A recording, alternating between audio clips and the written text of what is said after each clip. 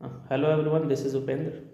तो बहुत लोगों का डिमांड आ रहा था झारखंड जीएस को कैसे कवर करना है, और इंक्लूडिंग सीएनटी एसपीटी। तो मैंने सीएनटी एसपीटी पे लाइव के थ्रू बहुत ही डिटेल में टॉपिक वाइज मैंने बताया है कि कौन कौन से चैप्टर, कौन कौन से सेक्शन को आपको करने हैं। बात बाकी जहाँ तक है rest part of Jharkhand, that is paper 2। तो चलिए मैं आपको बताता हूँ कि कौन कौन से चीज़ आपको सबसे पहले पढ़ना चाहिए according to the weightage of the marks in the prelims examination.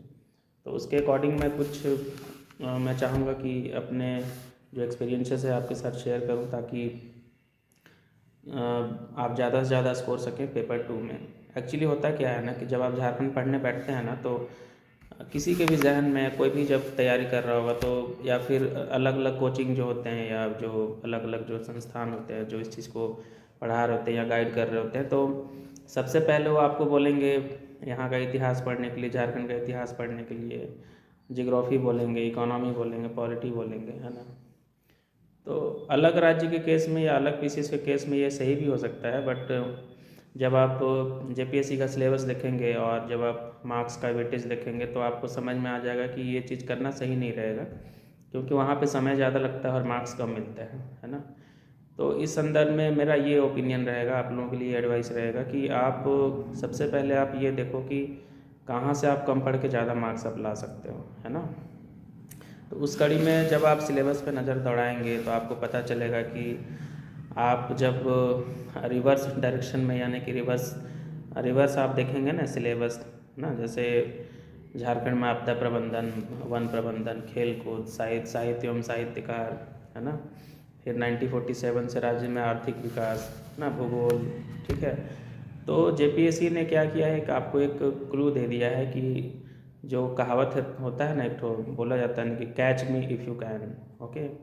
तो झारखंड जब आप पढ़ रहे होते हैं, पेपर 2 जब आप पढ़ रहे होते हैं, तो ये वहाँ पे वही बात लागू होती है कि catch me if you can, and of course you can catch the demand of the JPSC, और you can fulfil the demands of the JPSC if you go through the proper planning and proper strategy. And इसमें जो सबसे जो important strategy ये होगा कि you have to give your efforts, or you have to put your efforts according to the weightage of the marks, because until and unless you don't realize the weightage of the marks, तो आप क्या होगा कि you will keep wandering from here to there and like that। okay, so आपको करना क्या है कि आप देखेंगे जब वेटेज ऑफ मार्क्स की जब बात करेंगे, तो जो टॉपिक जो है ना, इसमें आप ये देख लो, ये सिलेबस है ऐसा कुछ, पता नहीं इसमें दिख रहा है कि नहीं, ठीक है।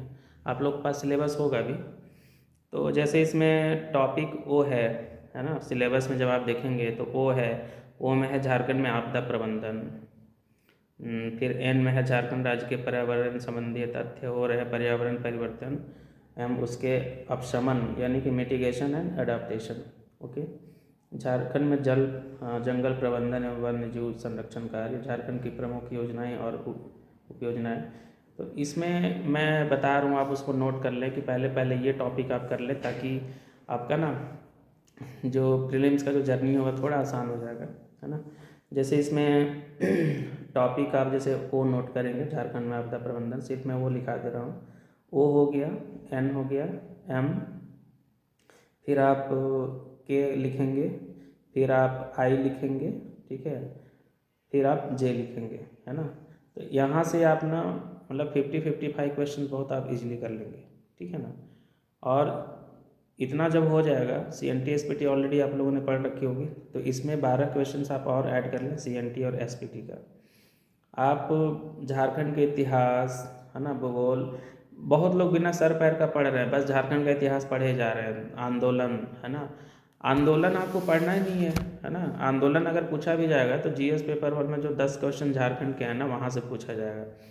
तो उस 10 को कवर करने के चक्कर में क्या हो रहा है कि लोग इतिहास, भूगोल कुछ भी पढ़ने के लिए बोल रहे हैं, पढ़ाया जा रहा है। आपको साफ साफ लिख दिया है कि भूगोल में आपको पढ़ना क्या है। जैसे जियोग्राफी में आप देखेंगे, जियोग्राफी वाले पार्ट में ये बोल दिया है कि झारखंड का भूगोल जंगल, नदी, पहाड़, पर्वत, खान खनिज इत्यादि, ठीक है। तो फॉरेस्ट के बारे में आपको पढ़ना है। अब फॉरेस्ट में हम लोग क्या करने लग जाते हैं ना कि पूरा रिपोर्ट पढ़ने लग जाते हैं, जो इंडियन फॉरेस्ट स्टेट रिपोर्ट जो होता है ना, जो फॉरेस्ट सर्वे ऑफ इंडिया जो होता है देहरादून जो जारी करता है ना, अब उसके बारे में पूरा पढ़ने लग जाएंगे, कौन सा ज़िला में कितना फॉरेस्ट एरिया है। अरे आप उतना क्यों पढ़ रहे हो? आप सिंपल देखो फॉरेस्ट कवर कितना है, ट्री कवर कितना है, टोटल फॉरेस्ट कवर कितना है, परसेंटेज कुछ इंक्रीज़ हुआ है क्या, सबसे ज़्यादा किस ज़िला में इंक्रीज़ हुआ है। वहाँ पे सबसे ज़रूरी ये होता है ना कि फॉरेस्ट का जो अलग अलग क्लासिफिकेशन है झारखंड में ना, तो जैसे रिजर्व कैटेगरी ऑफ फॉरेस्ट है, फिर प्रोटेक्टेड कैटेगरी ऑफ फॉरेस्ट, फिर कुछ अनक्लासिफाइड है ना, तो सवाल वहाँ से बनते हैं। फिर पर कैपिटा जो फॉरेस्ट है वो कितना है ना। अलग अलग जो फॉरेस्ट प्रोटेक्शन को लेकर के या कंजर्वेशन को लेकर के जो अलग अलग पॉलिसी जो झारखंड सरकार लाई है अलग अलग काल में है ना, अलग अलग टाइम पीरियड में, तो आपको उसका ध्यान रखना है। Because many of the provisions or the many of the steps है ना taken by the government for the conservation of the forest and animal wildlife is guided by the policies or the act governed by the central government। Okay, तो इस term में आप देखेंगे चाहे वो wild life protection act हो या environmental protection act हो है ना, या फॉरेस्ट कंजर्वेशन एक्ट हो या प्रोजेक्ट टाइगर हो या प्रोजेक्ट एलिफेंट हो है ना, तो इस कड़ी में जब आप आएंगे ना तो आप देखेंगे कि उसी के अकॉर्डिंगली ही झारखंड में उसका भी वो किया गया है, प्रोविज़न किया गया है कि उसके अकॉर्डिंगली हम क्या कर सकते हैं है ना। तो अलग से ऐसा नहीं है कि झारखंड में कुछ अलग से नियम कानून बनाए गए हैं ना, उसी के अनुसार उसी को इम्प्लीमेंट करके कुछ और थोड़ा उसमें क्या इम्प्रूव कर सकते हैं है ना। जैसे मुख्यमंत्री जन वन योजना था, एक स्कीम लाया गया था, बट आप देखेंगे स्पेशली कोई एक्ट नहीं लाया गया है ना, for the conservation of the forest and wild life है ना। तो either it is in the case of national park, wild life sanctuary, okay, anything है ना, it has all been provisions with the guidelines of the what central government. Okay, तो आपको क्या करना है, वहाँ से यहाँ को कनेक्ट करते हुए आप देखेंगे कि वाइल्ड लाइफ प्रोटेक्शन एक्ट जो है, ठीक है, वो 1973 में आया था, सॉरी 72 में आया था। तो आप देखेंगे कि उसी के बाद ना अलग अलग राज्य में ये कदम उठाने शुरू हो गए थे कि कहाँ पे फॉरेस्ट को कितना क्लासिफाइड करना है, किसको हमको नेशनल पार्क बनाना है, किसको वाइल्ड लाइफ सेंचुरी कन्वर्ट करना है, ठीक है। तो आप देखेंगे ना कि 1972-73 के बाद आप एक ऑब्जर्वेशन आप देखेंगे तो 76, 78, 86 ये सब में आप देखेंगे तो नेशनल पार्क हो गया, अलग अलग जो वाइल्ड लाइफ सेंचुरी हैं वो सब बनाए गए हैं। जैसे पलामू अभ्यारण्य है ना, बेतला हो गया आपका, ठीक है, बेतला तो बहुत पुराना है, जैसे कोडरमा हो गया ना, चतरा हो गया, फिर आपका धनबाद का तोप चाची है ना। तो ये सब आप देखेंगे 73 के बाद ही इनका इस्टेब्लिशमेंट हुआ है ना। तो you should know the reason and what actually has been reason behind the formation of such parks. Okay, अलग से क्या झारखंड सरकार की है कि एक झार पार्क करके एक लाई है, एक पॉलिसी है, उसमें 10-11 पार्क्स हैं, उनको एक क्लस्टर बना दिया गया कि इतने लोगों को मेरे को प्रायोरिटी पे रखना है, ठीक है। तो इस तरह की चीज़ें आप पढ़ेंगे, चाहे आप मनीष रंजन पढ़ रहे हो या फिर उड़ान पढ़ रहे हो, तो वहाँ पे अच्छे से देखने को मिलेगा। तो आपको फॉरेस्ट वाले एरिया से ये सब चीज़ों को इंक्लूड करते हुए थोड़ा सा देखना है कि कैसे कहाँ पे पार्क बनाए गए हैं। कभी कभी कुछ कुछ एरिया भी पूछ लिए जाते हैं, तो ज़्यादा नहीं है, 3-4 ही नेशनल पार्क, सॉरी 3-4 ही पार्क्स हैं उस तरह के है ना, वाइल्ड लाइफ सेंचुरी, तो उनका आप एरिया भी याद कर सकते हैं। बेतला से आप जितना ज़्यादा पढ़ सकते हैं, इन्फॉर्मेशन रिसीव कर सकते हैं, वहाँ से आप गेन करने की कोशिश कीजिएगा, क्योंकि जो बेतला नेशनल पार्क है ना, तो वहाँ से सवाल बनने के चांसेस रहते हैं, ठीक है। या फिर सबसे बड़ा कौन है, सबसे छोटा कौन है, उस संदर्भ में भी पूछा जा सकता है। या फिर उनका एक ना होता है ना जो ऑर्डर ऑफ फॉर्मेशन जो होता है, सबसे पहले कौन बना फिर कौन बना, इस तरह से भी पूछा जा सकता है। तो ये सब ना लो हैंगिंग फ्रूट्स हैं, मतलब you can get the maximum marks by putting your less efforts. Okay, तो आपको क्या करना है कि इस हिसाब से इसकी तैयारी करनी है। फिर आप जब डिजास्टर मैनेजमेंट वाले सेक्शन में आएंगे, डिजास्टर मैनेजमेंट में क्या है कि आपको है ना बहुत ही जो एनडीए में है ना वही सारा हर जगह लागू होता है ना। तो आप थोड़ा एनडीए में का सेक्शन देख लेंगे कि किस सेक्शन से एनडीए में है ना। जैसे उसमें आप एक you will find the common observation while reading the NDA में, while reading the provisions of the NDA में आप देखेंगे ना कि जैसे सेक्शन 3 है, फिर सेक्शन 14 है, फिर सेक्शन 25 है, इसमें आपको एनडीए में एनडीए में एसडीए में और डीडीए में मिल जाएंगे। तो आपको इसमें क्या करना है, थोड़ा सा सेक्शन से याद रख लेना है फिर आपको क्या करना है उसके चेयरमैन कौन होते हैं, नेशनल लेवल पे, स्टेट लेवल पे और डिस्ट्रिक्ट लेवल पे। फिर इसमें ना NDRF, SDRF इनका भी प्रोविज़न किया गया है, तो थोड़ा आप उसका सेक्शन याद रखेंगे, है ना। 40 के बाद ही होना चाहिए सब, 44 या 45 ऐसा कुछ, ठीक है। फिर आप देखेंगे कि इनका काम क्या है। जैसे डिजास्टर मैनेजमेंट क्या होता है, कभी भी पढ़ते हैं तो उसका 3 प्रोसेस होता है ना, 3 चरणों में उसको पढ़ा जाता है कि एक तो ये होता है कि हम लोग प्रिकॉशनरी मेजर्स क्या ले रहे हैं ताकि डिजास्टर आए तब भी हम उसको मैनेज कर पाएँ। फिर एक होता है कि डिजास्टर रिस्पॉन्सिवनेस, है ना, जब डिजास्टर आ गया हो तो उस समय हमको कैसे एक्ट करना है। फिर एक होता है रिकंस्ट्रक्शन फेज, होता है जब डिजास्टर आ गया उसके बाद हम, है ना, बहुत सारी चीज़ों का नुकसान हो गया होता है ना। तो वहाँ पे क्या होता है कि फिर से हम लोग रिस्टोर करते हैं, रिकंस्ट्रक्ट करते हैं कि कैसे चीज़ों को नॉर्मलाइज किया जाए, है ना। तो यहाँ से प्रश्न बनने के चांसेस रहते हैं। फिर आप जब दूसरे सेक्शन में आएंगे, जैसे उद्योग का नाम है या फिर झारखंड में आर्थिक विकास है ना 1947 से, तो एक पार्ट में आप क्या करेंगे, 1947 तो टू 2000 जो का दौर था उसको आप पढ़ने की कोशिश करेंगे, या when Jharkhand was a part of Bihar, है ना। तो 1947 से 2000 तक आप इकोनॉमिक डेवलपमेंट का जो फेज़ था या आर्थिक विकास का जो क्या किस तरह का संरचना रहा है, थोड़ा सा आप उसको पढ़ने की कोशिश करेंगे। तो इसमें आप देखेंगे कि HEC आएगा, है ना, जैसे ही मतलब भारत आज़ाद होता है तो हैवी इंजीनियरिंग कॉरपोरेशन, है ना, उसका वो आएगा।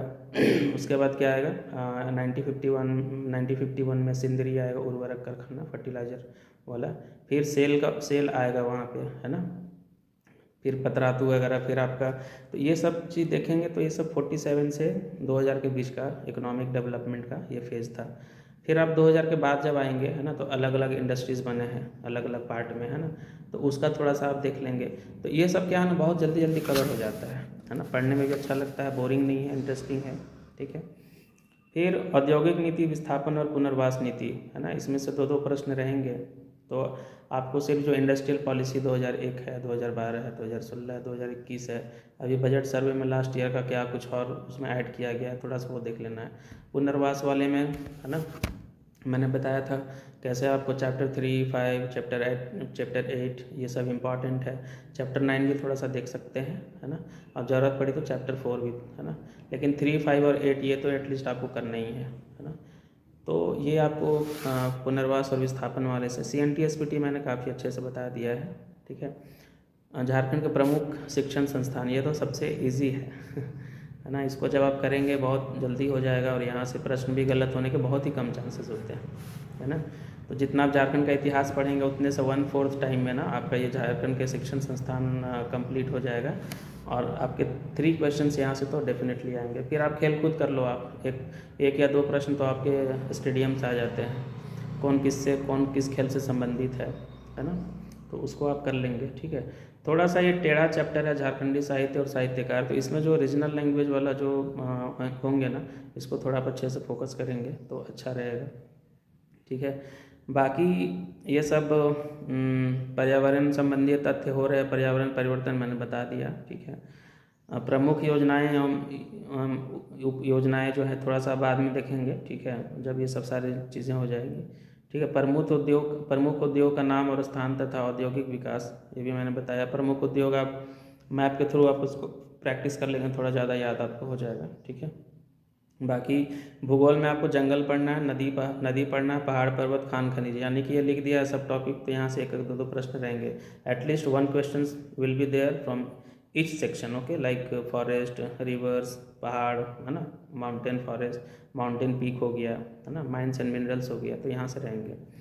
माइंस एंड मिनरल्स में आपको ध्यान ये रखना है कि जो थोड़ा सा स्पेसिफिक जो नेचर के हैं या फिर जो स्पेशलिटी है झारखंड की, जैसे आप देखेंगे कि यहाँ पे हमारे यहाँ यूरेनियम पाया जाता है ना, कायानाइट पाया जाता है, अभ्रक पाया जाता है ना, फिर कोकिंग कोल है, तो ये सब क्या है, this are the special mines, है ना, ऑफ द झारखंड। तो आपको इस पर थोड़ा सा फोकस करना है, इनका डिस्ट्रीब्यूशन कौन से एरिया में है, इनका झारखंड का रैंकिंग क्या है, इन सब चीज़ों में, है ना। तो थोड़ा सा ये सब आप करने की कोशिश करेंगे। बाकी इस चीज़ को लेकर के आ रहा था, बाकी पॉसिबल तो नहीं है हर चीज़ को मैं बता पाऊँ, है ना। जैसे आप मान लो आपदा प्रबंधन है, तो या फिर इन्वायरमेंट से रिलेटेड सब चीज़ें। तो अगर समय मिला तो इसमें नहीं होगा तो मैं कुछ एक क्लास के तौर पे मैं कुछ ले लूँगा या बता दूँगा। बट आप, मेरे को पता है जितने लोग भी सिंसियर हैं, जो फोकस्ड हैं, तो पता है कि उनको थोड़ी सी डायरेक्शन की ज़रूरत है, बाकी पढ़ना तो उन्हीं को है ना। तो आप इतना कर लेंगे तो आपको बहुत सही हो जाएगा। मेन है आप अपना अप्रोच डेवलप कीजिए, है ना, कि कैसे पढ़ने से क्या ज़्यादा आ सकता है। और मेरा हमेशा फोकस रहता है कि मैं आपको उन सब चीज़ों पे आपसे फोकस करवाऊँ जहाँ से आपको मैक्सिमम मार्क्स आ सकते हैं, है ना। तो फिर देखते हैं, मिलते हैं किसी और नेक्स्ट वीडियो में।